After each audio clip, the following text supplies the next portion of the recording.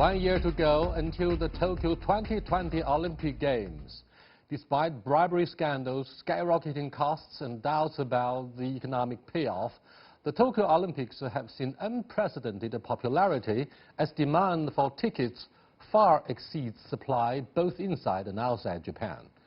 So how is the world's largest metropolitan city getting ready for the major international multi-sport event? And can the Chinese team maintain high performance in their traditionally dominant events and make breakthroughs in other sports? To discuss these issues and more, I'm very happy to be joined in the studio by Yan Qiang, founder of Score Sports, Pao Dong, CEO of EI Asia Limited, and an official commentator for the Beijing 2008 Olympics, and Yoichi Shimazu, former editor of Japan Times. We shall also talk to Rowan Kallick, a columnist with The Australian. That's our topic. This is a dialogue. I'm Yang Ray.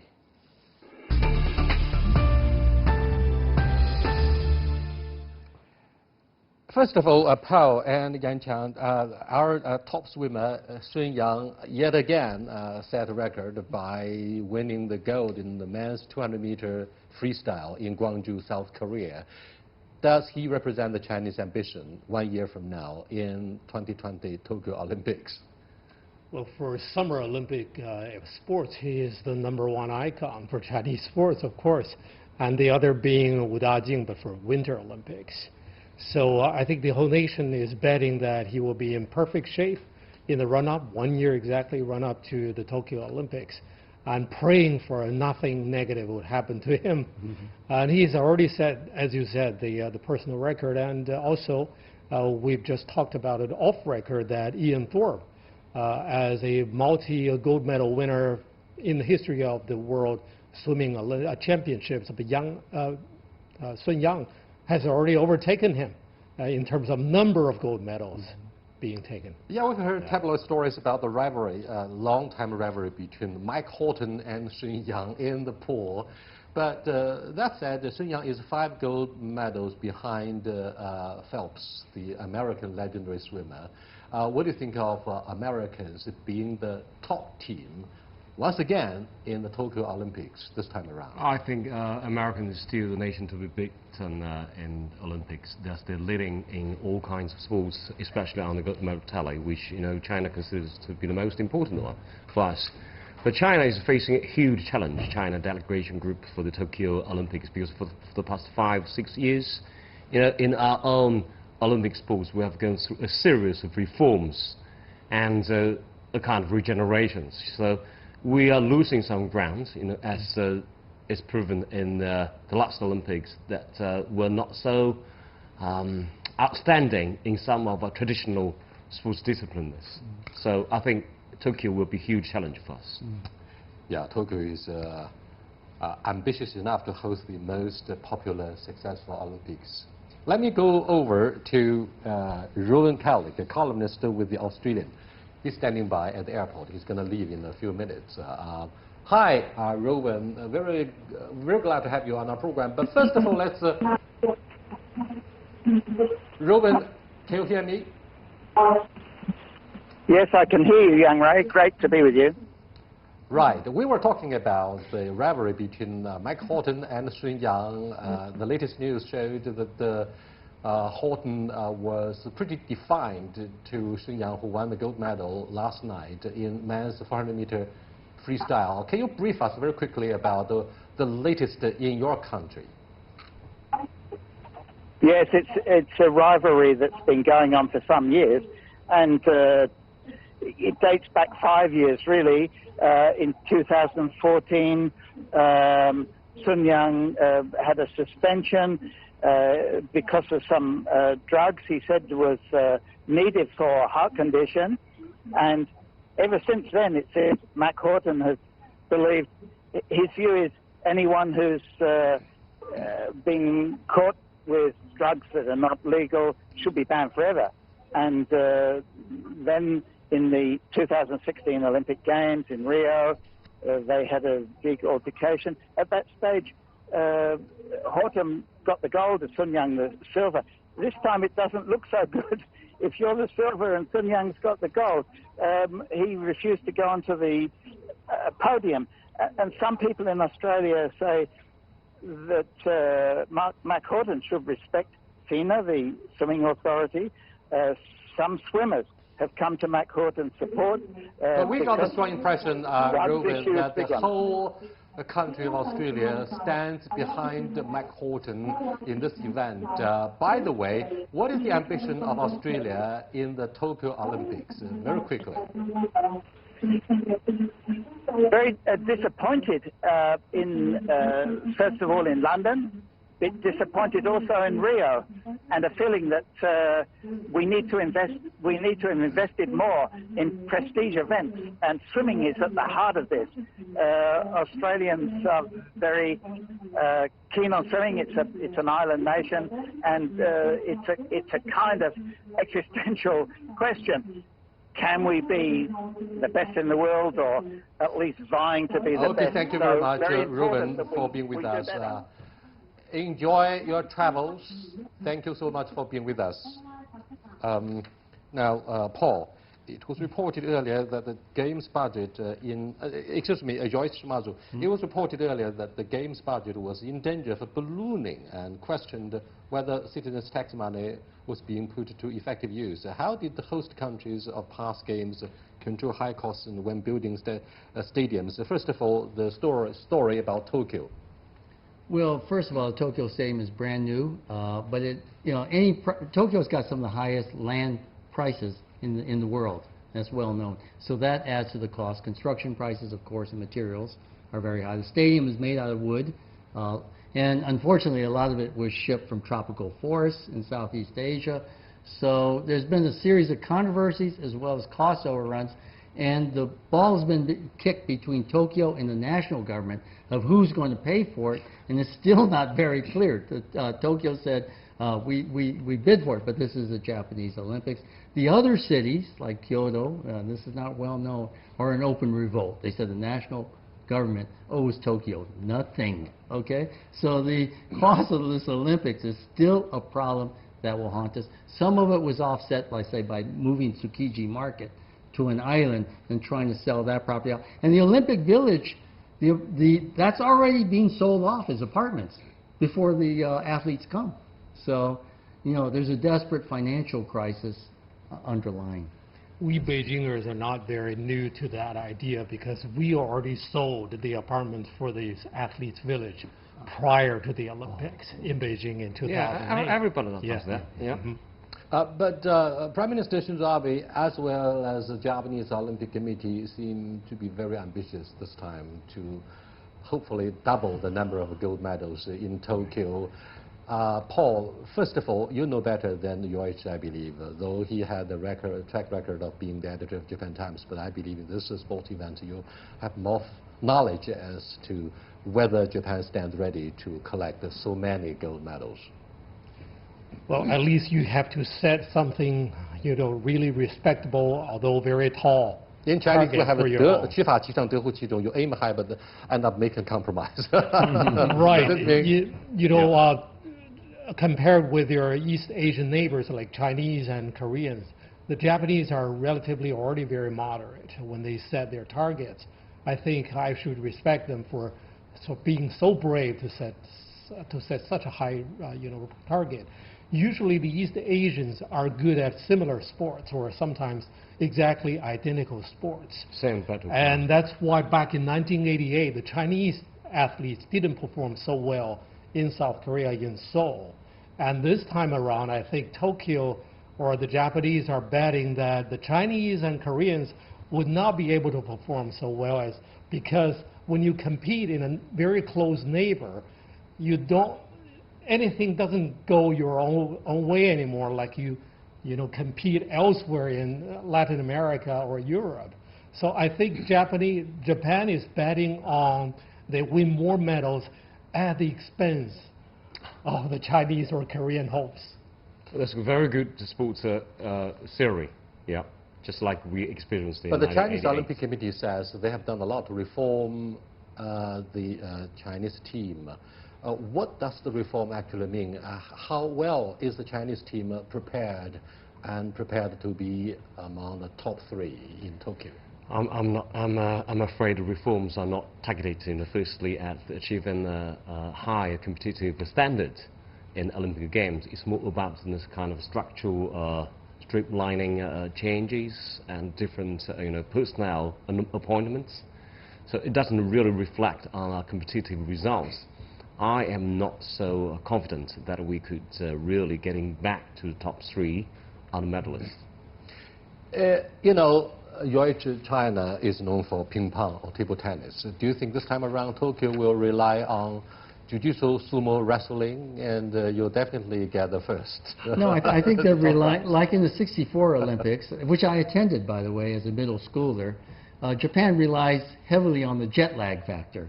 The athletes from the other countries have lost a day of sleep, and they may not have enough training time to adjust. And so for the long distance races, Japan has a shot. They're quite good marathoners, 800 meters and so on. So I think that's part of the strategy. The other part is that they're counting heavily on the women's teams to win in their categories. So I think this is, and then of course the judging, let's say in gymnastics and so on, often favors the home team. So I think this is how they can compile this notion they'll do well.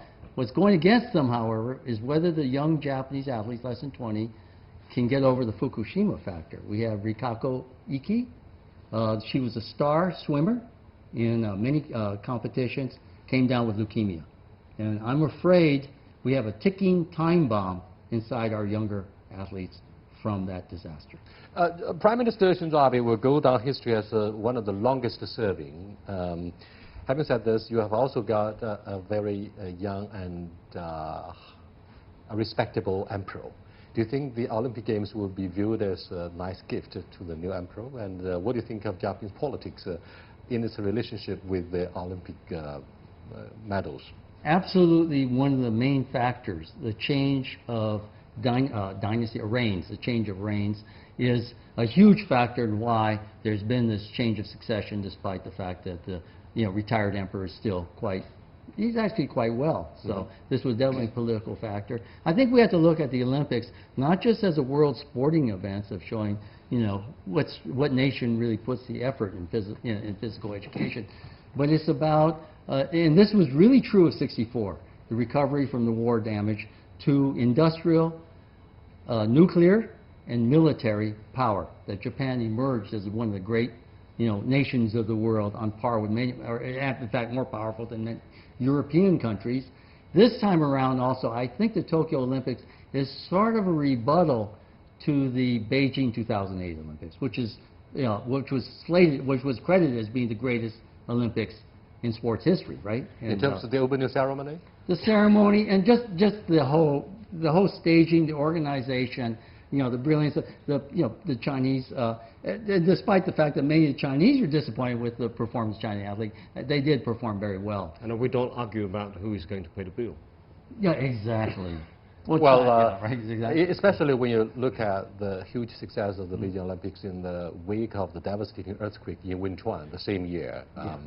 The Chinese stood up and we showed the courage, the guts, and the heroic spirit, by the way. What can we expect from the opening ceremony? Paul, Yanqiang, and Yoich? I think we've got a backdrop here, with these two mascots. Yoich, what does the robot actually mean? I think this was just, there Very weren't a modern, lot of entries into the contest, not a lot of original ideas, so they wanted something futuristic. Sadly, no one's really, it hasn't caught fire. These, the little dolls are sitting in the souvenir shops and no one's buying them. They can't relate to this. Is it an act of defiance to Huawei in terms of the use of 5G digital technology to showcase your use of robots along the assembly lines and so on and so forth? Yeah. I think the robotic dog is a lot cuter. But you know what, in Beijing in 2008, we got 5 mascots, right? Maybe too many. So if you want to buy 5 of them, it will cost you a fortune. Well, I think the Olympic Games, inside and outside of it, it would be a very good platform to display various kinds of IP products. And for example, the designer of what they call the pictographs for every single sport for the Olympics, they actually came up with more samples or candidate options for one single sport. They have more than the 33 sports to be competed for in Japan. It demonstrated that the huge resources that Japan now possesses in terms of creative designing. So many people are so anxious and eager to be part of this, and you should allow more options than the quota that you give to them. Yeah. Like including the robotics. Yeah, getting back to the opening ceremony, I think maybe this picture will give us some hints about what it will be. It's on the backgrounds of the most famous scenic scene of Japan, but it has a very strong sense of futuristic feelings. It will be very modern. It's kind of 5G era of mobile internet. That would be the future of what sports will be. Does it also suggest quietly the outburst of Japanese energy through the volcanic eruption of a Fuji mountain? It's actually predicted. It's overdue. As long as, and the other mountain where the baseball's held is an active volcano. You can see the steam coming out of it. So good luck at Yaku. Dangerous, very dangerous. We are sitting on the tick bomb. So, Paul, what would be the superior events for China? Well, still those traditional sports. When you mention this, people think of ping pong, but please pay special attention to the Japanese ping pong players. They threaten to topple as many as they can the Chinese crowns that people once taken for granted that would belong to China forever. But the Japanese, including one Chinese Japanese, will have a very strong, big shot at the championship. And also badminton. Japan has several very strong female badminton pairs. I think, again, swimming, Japan is never short of very genius swimmers, teenagers. But what about the women's performance? For example, you are talking about the small balls, but what about the women's volleyball? I mean, the Chinese women have been very impressive since the 1980s when we were all marveling at the brilliant performance of Lang Ping and the team that she represented. Yoichi was also very proud of the Japanese women and their performance in the track and field as well as perhaps the swimming pool. But Yan Tiang, what can you tell us about the other side, the other half of the Chinese team, women's performance? Does this mean similar that among all these Eastern Asian countries that all girls, all are females doing better in competitive sports? I think it's a kind of cultural thing across all these nations. Maybe guys here in these three countries are under great pressure to deliver, especially against the European components. But among all these different sports disciplines, I would say team sports are still kind of a weaker area of all Eastern Asian sports of people, whether men or women. We're still not so strong in team sports. We can only name females volleyball team, which we could be competed against European and American opponents. But in terms of football, rugby, we got seven guys rugby, and basketball were not so advanced. We're always talking about the rumors of three kingdoms in Northeast Asia. Where is Japan? Where is the PRC and South Korea in the track and field? Probably Paul will brief us on the niche of the three major players. I think roughly China is still the biggest power in terms of track and field or athletics among all the three East Asian powers.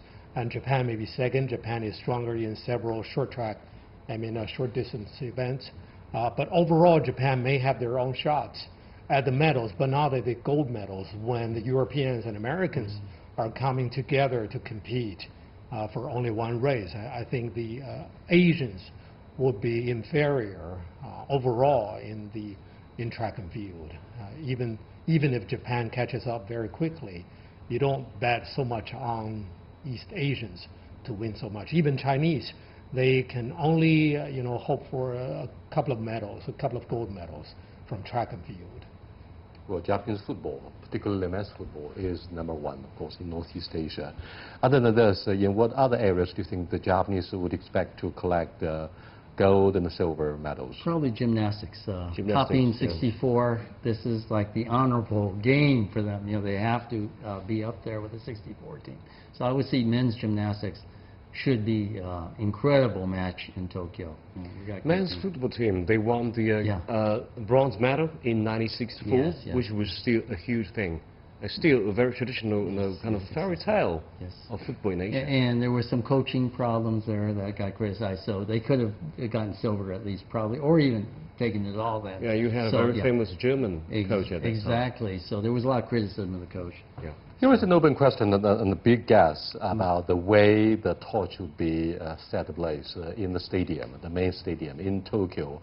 Are we going to have any big myth? I mean, let's review quickly.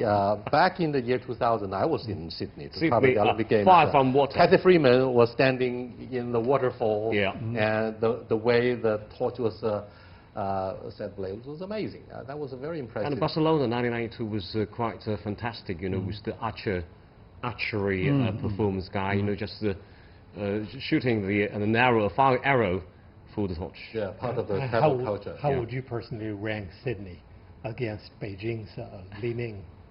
Yeah, Li Ning was the guy who was a powerful symbol of sportsmanship. And The sports problem with the industry. torch relay is it's being kept top secret because the stadium is made out of wood. So they're not going to announce anything, you know. It could be the greatest torch ever, you know, with everyone going up in flames. And we have So- to take care of the pigeons, because what happened in Seoul in 1988, that's they right. burned quite a few Yeah, pigeons. yeah. So that is a top secret that we probably won't know till it happens. Have we heard any story about the theme song of the Tokyo Olympics? Not yet. Not yet. They will be released. Should be released in a year in advance, I think. Which song is the most impressive if you review very quickly the history of Olympics in terms of theme songs? I was impressed by the Seoul Olympics. Hand in hand. Yeah. You were an agent. Yeah. So. I will always love, you know, the Barcelona theme the best. Oh, really? Yeah. Okay, so let's look at the facilities. I mean, it's always a chronic headache for the organizers. In Beijing, are we able to use the sports facilities in the wake of the Olympics to sort of make it cost-effective, Paul? Well, China, back in 2008, still has a long way to go to mobilize the entire nation to practice more sports. But Japan is very different. Japan, after 58 years since it's hosted the first Olympics back in 1964, Japan is already quite a veteran in hosting the Olympics. And Japan should think very carefully what venues should be kept permanently and what should be temporary. And that's a very different concept from the Beijing Olympics. Almost all venues Beijing built for 2008 could be kept for quite a long time for the general public to use in many decades to come. But Japan now has a very careful choice. And for example, the National Stadium and the main stadium in Tokyo will be a responsibility not for the organizing committee, not for the Tokyo city, but for Japan, the national government, to be responsible for that. I mean, in terms of financial, in terms of budget. But most other venues are for the organizing committee, depending heavily on sponsorship and fundraising. And some will be removed right after the Olympics. So it's a very different picture in Japan.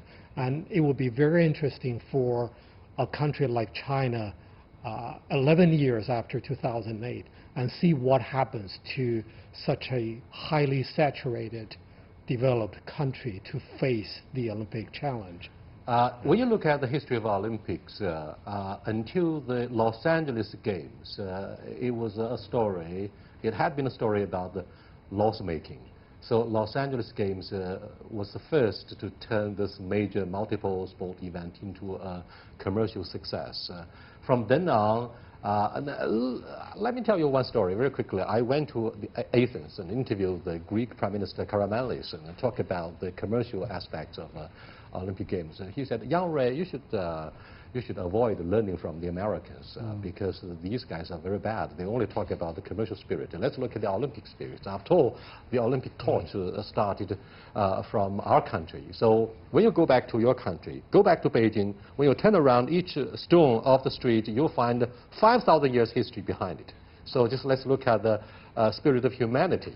Olympic spirit instead of a commercial success. Do you think Tokyo and Japanese people who are known for being calculated-minded, shrewd, they're going to do the sports in a very economic way, and they will impress the world with the Japanese sophistication, right? Well, the visitors are going to be surprised by the most expensive ramen in the history of the world. So I think, the prices are going to go up. Hotel room prices will be staggering. Many people will stay for tours outside. So I think this is going to be the price-leading Olympics of all time. It costs more. Where in '64, average people, the working families, actually attended the games. And so, they came on buses, they filled the stadium, and bought very accessible tickets. I think that day and age is over. It's going to be extremely expensive there. Anti-doping campaigns would always capture headlines for the whole world whenever a major sports event takes place. Having said this, let's look at something concerning the image of an angel, volunteers. Volunteers seem to deserve credit for excellent service. China is no exception, of course. Back in 2008, the Chinese volunteers deserved credit for winning the biggest gold medal. But what about the Japanese, who are known for their politeness? There was a parody video that came out, actually, of a meeting of the volunteers, and who were very goofy kids who didn't know what they were doing, and everyone was laughing at the training video because the instructor was trying to be very tough with them, and they didn't know what was happening. So I'm afraid it'll be no comparison with the discipline and well-organized and friendliness of Beijing. So I think we don't have a great volunteers program, and the governor herself has tried to whip, students into shape. You should volunteer. Many of the young people in Japan don't want to waste 2 weeks. Many Chinese came back from their trip in Japan with very good memories about the quality and qualifications of Japanese citizens concerning sanitation and, the excellent service. What do you think of, say, the importance of volunteers in whatever major sports events? Volunteers, the quality of volunteers depends on the society's educational level and, whether they're good enough, to take up this challenge. I think that Japan would be one of the leading nations in providing, sufficient and good quality volunteers. It's not that important issue. I can't agree too more, because being a volunteer myself back in 2008 to support the Beijing Olympics, I also experienced the entire 1994 Asian Games in Hiroshima, Japan, and also 2002 World Cup in Japan. I was so impressed with the quality of the Japanese volunteers, and I have numerous stories to tell you as an example if time allows. Thank you so much. Let me go back to what I went through back in the year 2000 in Sydney. I was impressed by a slogan on the billboard. To transcend oneself is more important than beating your competitors. I mean, we perhaps should give an applause to the guy who is the last in the swimming pool instead of the gold medalist. With that, we come to the conclusion of this edition on the Tokyo Olympics 2020. Until then, see you again.